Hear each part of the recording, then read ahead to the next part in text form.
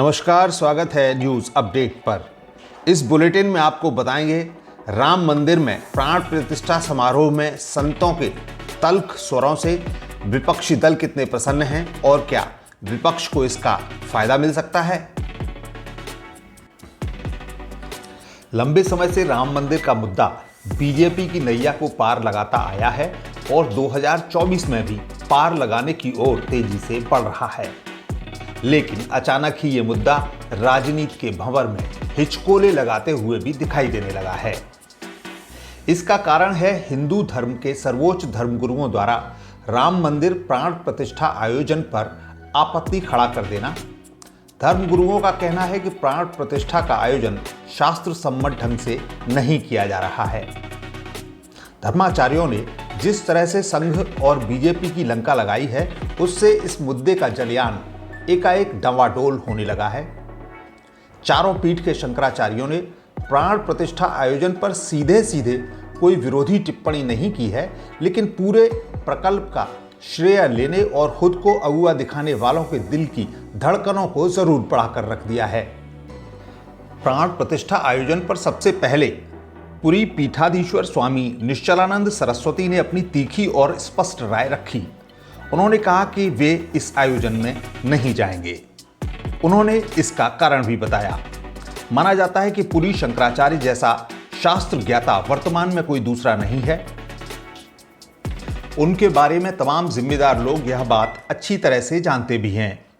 हाल फिलहाल सनातन धर्म के ब्रांड एम्बेसडर के रूप में ख्यात हो रहे धीरेन्द्र शास्त्री और सनातन ध्वजा की पुरानी अगुआ उमा भारती ने भी पुरी शंकराचार्य के लिए सम्मानजनक आस्था प्रकट की है।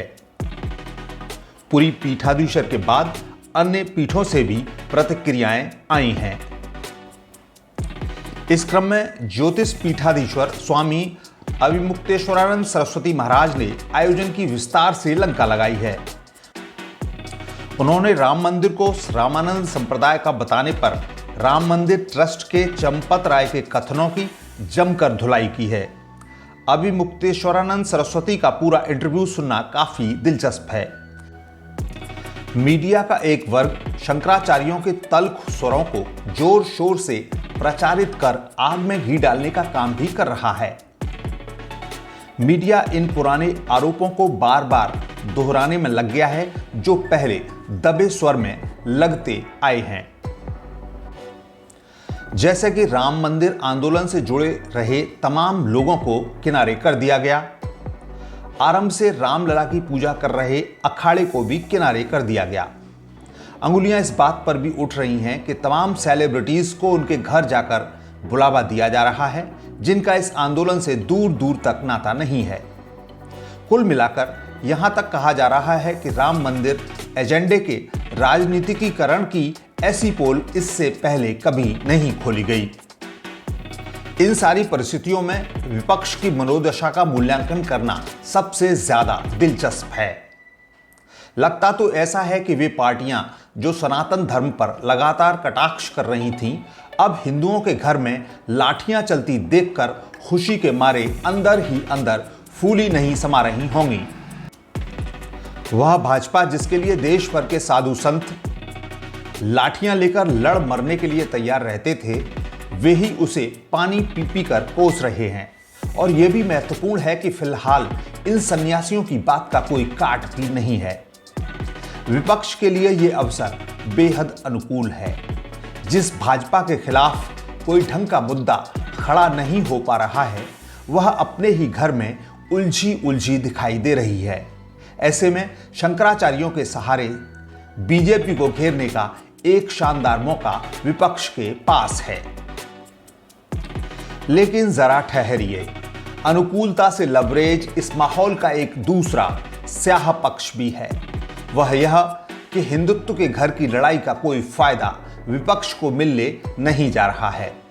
उसका असल कारण यह है कि मोदी विरोधियों ने अब तक जो बोया है वह इतना कर्कश है और इतना जटिल है कि यह शानदार मौका उनके लिए किसी काम का नहीं है। कई राजनीतिक शक्तियां लंबे समय से सनातन धर्म को दोयम दर्जे का साबित करती आई हैं। समय समय पर सनातन धर्म के लिए बेहद अपमानजनक बयान भी सामने आते रहे हैं। जबकि भाजपा या संघ ने हिंदुत्व की धार पर चलकर देश में अपनी जड़ों को निरंतर गहरा कर लिया है। राम मंदिर मामले पर विरोधियों के रवैये से हिंदुओं में उनकी राम विरोधी की पक्की छवि बनी हुई है।